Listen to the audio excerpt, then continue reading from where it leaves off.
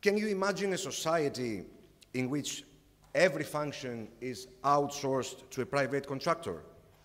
In 2014, I was teaching a seminar on political leadership. My class consisted of ardent free market advocates who were staunchly opposed to any form of state intervention in the economy. During one session, I presented them with a thought-provoking case study. The Canadian government had decided to allocate funds for humanitarian health in Africa, not as a direct subsidy, but as an investment in the development for a cure of Ebola. The Canadian National Health Services, driven by this initiative, successfully developed an efficient vaccine that ultimately saved countless lives. At the time, pharmaceutical companies had shown little interest in addressing Ebola. The disease predominantly affected impoverished African nations, and the potential profit margins were deemed too low to warrant significant investment. However, in 2014, the first cases of Ebola were detected in Europe, triggering alarms among authorities and the medical community about the potential for a global pandemic. In response, the Canadian government made an anticipated decision to freely license the vaccine to the pharmaceutical industry, enabling mass production at a low cost. I then posed a question to the participants. Was this state intervention in the vaccine market justified, or was it a mistake? What would they have done differently? Despite my experience in these discussions, I was still taken aback by their unanimous response. They asserted that Canada was wrong to intervene and insisted that the market should always be left to operate freely, as it would ultimately produce the most beneficial outcome. The urgency of the situation did not sway them in the slightest. One participant explained that, in his view, even if the disease spread and claimed hundreds of thousands of lives, the pharmaceutical companies would have eventually developed a vaccine without any need to disrupt the natural flow of the market. What can we observe from this perspective? Firstly, there is a teleological belief that the market will always find the optimal solution. This belief is rooted in the notion that there exists a singular economic orthodoxy, a kind of natural law that must be respected unconditionally. In addition, we notice a disturbing relativization of human existence. Secondly, the idea that people may die is deemed less significant than preserving the health of the market. And thirdly, social consequences and the well-being of society as a whole are dismissed as inconsequential. Of course, this is not the only perspective in the world today.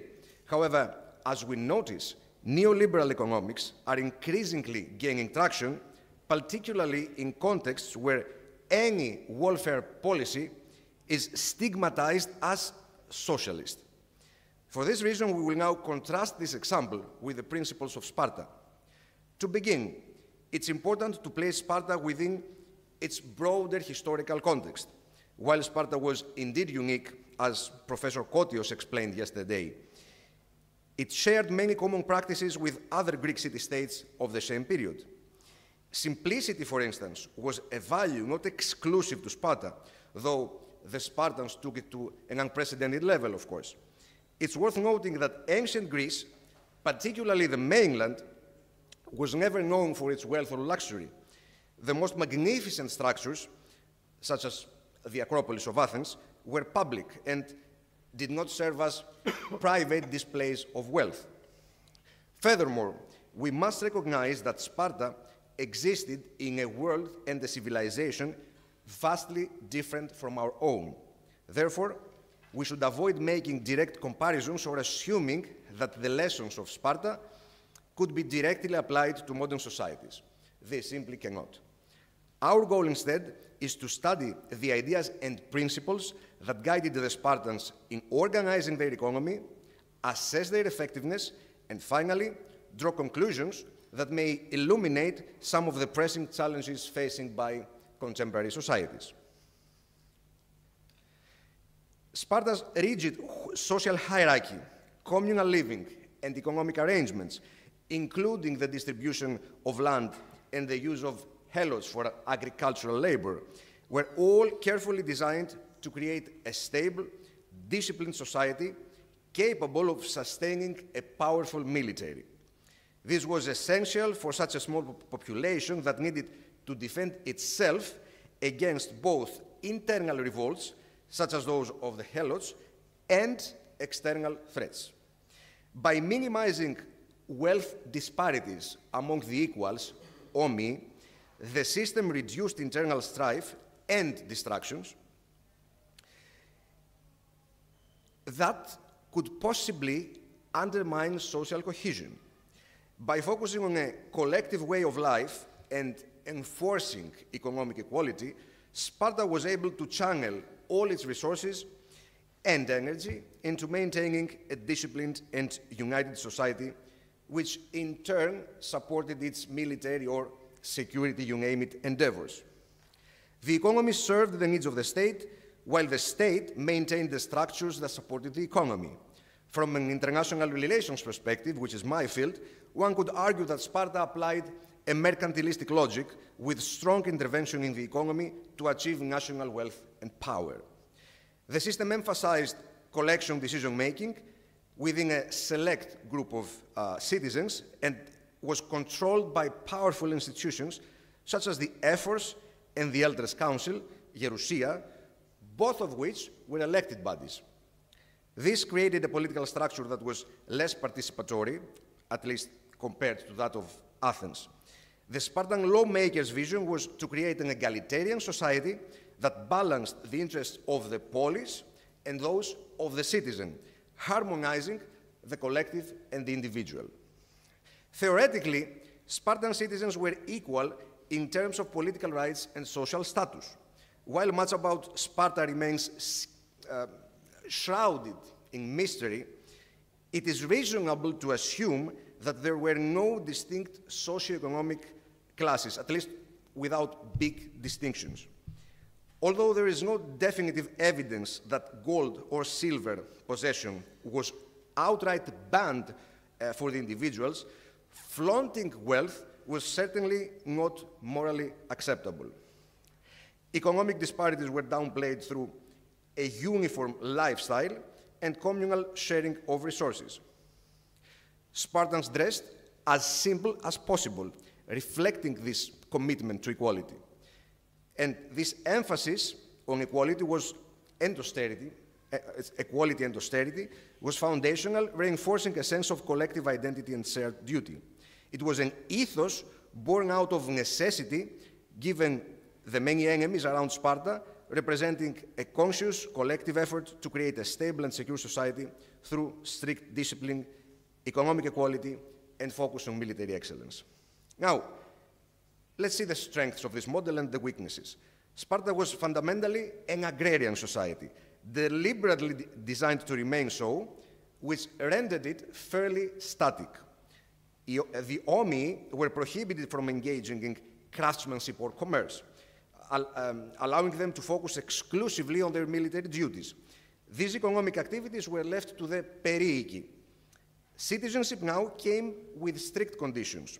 A Spartan had to undergo the rigorous state education system, aegis, and contribute to the communal messes from the produce of their estate, klaros. There were only two ways to acquire an estate. It has been discussed already by the previous speakers, either through a grant or inheritance from a natural or adopted father. Estate sales were prohibited. The patrimony system allowed lots to be passed on to female heirs, establishing a form of life tenure. In brief, citizens in Sparta were expected to pay tribute from their estates, contribute their foods to the communal messes, syssitia, and serve full-time in the military. They were also obligated to provide their own weapons and equipment as hoplites in the form of the payment, providing the payment for this equipment, and raise their children particularly their sons, according to the strict standards set by the state. The primary right now that balanced these numerous duties was the right to participate in the ecclesia, or in other terms, appella, the citizens' assembly, and the security provided by the state. What about the weaknesses? Adherence to the city's laws and maintenance of good order, known also as evnomia, was essential.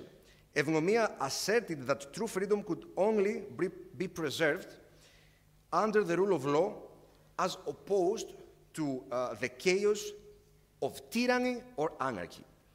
In this respect, Sparta was not so different from other Greek city-states. Freedom required constitutional development, and it was up to the people themselves to bring it to life. As Aristotle famously said about the polis, while it comes into existence for the sake of life, it exists for the good life, meaning that one could not experience true freedom outside of it. Nevertheless, it is important to note that the Spartans were not ideal citizens or paragons of virtue, as sometimes we tend to think of them. Like any other society, they had their flaws. Bribery and the desire of good living were among them. The laws of Sparta were explicitly designed to curb these impulses, encouraging citizens to prioritize the well-being of the city-state above private endeavors. Alas, the strength of Sparta was simultaneously its weaknesses. The city underwent significant changes following its victory over Athens, what a paradox, and its transformation into a robust regional power acting in both sides of the Aegean. The pivotal moment was Agesilaus II's campaign in Asia Minor, where he defeated the Persians and brought back substantial booty to Sparta. This influx of wealth in a static agrarian society, resorting to barter to satisfy its needs, gradually eroded these strict ethics that had long defined Spartan society, leading to the abandonment of traditional customs. We can assume that material distractions had a radical impact on Sparta, because in the medium term, they were followed by emphatic defeats in battle, like in Leuctra. This decline contributed to a reduction in population, which proved to be a major weakness of the Spartan economic system. By Aristotle's time, oliganthropy had severely distressed the economy. The rich had become richer, and the poor had become poorer. Additionally, the testamentary laws and the ability of women to inherit family property concentrated significant portion of the land, around 2/5, in the hands of women, further exacerbating economic disparities and poverty. Efforts to address these issues were initiated by Aegis IV during his brief reign, but it was ultimately succeeded by Cleomenes III, who applied the revolutionary egalitarian socio-economic reform. We talked about him 2 years ago in this room. Now, the challenges, now that we've talked about Sparta's strengths and weaknesses, we can contrast it with modern economy, a model fundamentally different, shaped by distinct conditions. Technological advancements, globalization, and trade have enabled for us unprecedented levels of development. However, this progress is not without deep-rooted deficiencies, which present serious challenges for the future. Today, forces beyond democratic control wield immense power capable of imposing their will on nations. International corporations, along with high technology and financial companies, have become so influential that they can sway national decision-making with dire consequences for democracy. Neoliberal economists advocate for minimal government intervention, emphasizing deregulation, privatization, and the reduction of state influence in markets. While these policies are allegedly designed to promote competition and efficiency, they also create conditions where market power becomes concentrated in the hands of a few large corporations. As a result, the market substitutes politics, and the citizen is reduced to a mere individual whose behavior is dictated by economic rules. In such a system, the market itself can become authoritarian, leading to either an impotent or an authoritarian polity. As it was explained by Colin Crouch, big economic interests have the power to influence policymakers, extending their reach into the political sphere.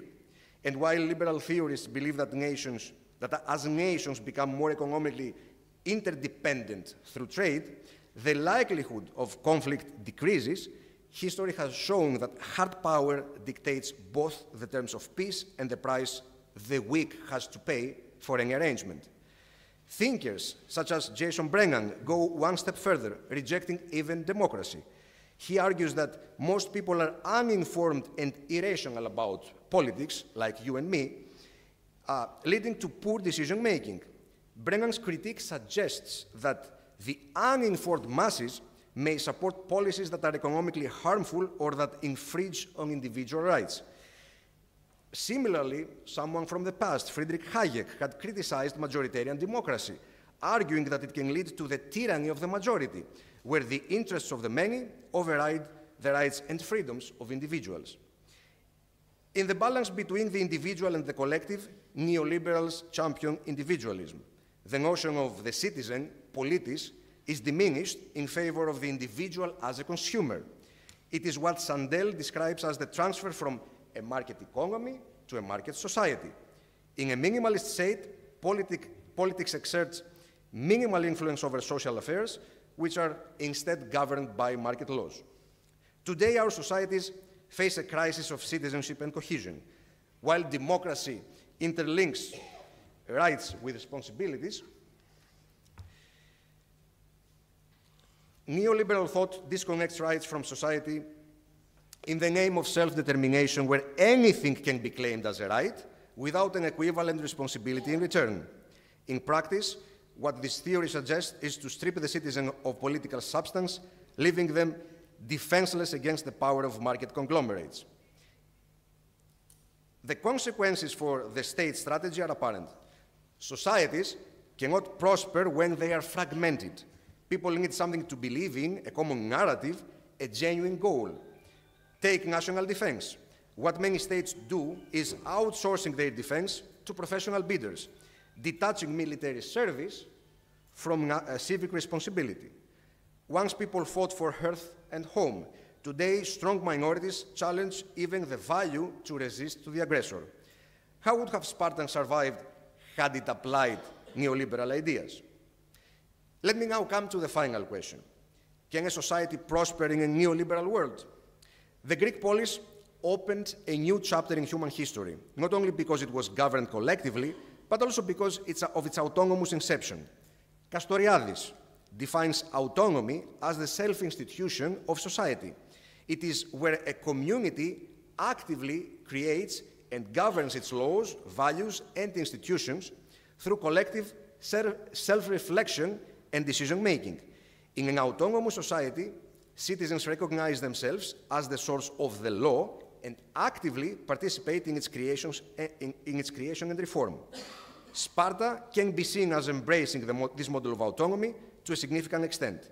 The Great Ritra, traditionally attributed to Lycurgos, which outlines the constitutional structure and deliberative procedures of Sparta, centers on the interaction between three key institutions: the kings, Gerousia, and Demos. The focus on the collective good, strict social order, and shared ethos in Sparta was driven and maintained internally by the citizens themselves, rather by being imposed by external authorities or dictated by outside forces. Today we have plenty of choices, but our economic perceptions revolve around welfare and freedoms, or simply put, on consumption and individual rights. While pluralism and diversity are expected to manifest democratic principles, individualism erodes social responsibility. And economic disparities, one of its consequences, lead to isolation and fragmentation. A strong and cohesive society, one that balances the collective and the individual, can be goal-oriented in contrast to a consumption or market economy where citizenship is detached from civic virtue. Sparta's economy, as it can seem from a broader perspective, served a higher common goal centered on the survival and security of society for centuries. It gave the collective a sense of sacred duty, inspiring its citizens a respect for the moral purposes that guarantee the perpetuation of the polis. Modern societies, especially in the European family, can learn from the Spartan example if they seek to rediscover togetherness and shared values. The legacy of Sparta reminds us today that societal cohesion, self-sufficiency, and collective conscience are vital for long-term success and stability. Spartan simplicity and collective ethos can definitely inform our efforts to address the growing challenges of living imbalances, especially when it echoes the teaching of Hilon the Spartan, one of the 7 sages of Greece, who famously advocated for a modest and harmonious way of life, encapsulated in his maxim, nothing in excess, μηδέν άγαν. Thank you for your patience. You're welcome. Thank you very much, Dr. Grammenos. We are 5 minutes away from coffee, so I will entertain 1 or 2 questions.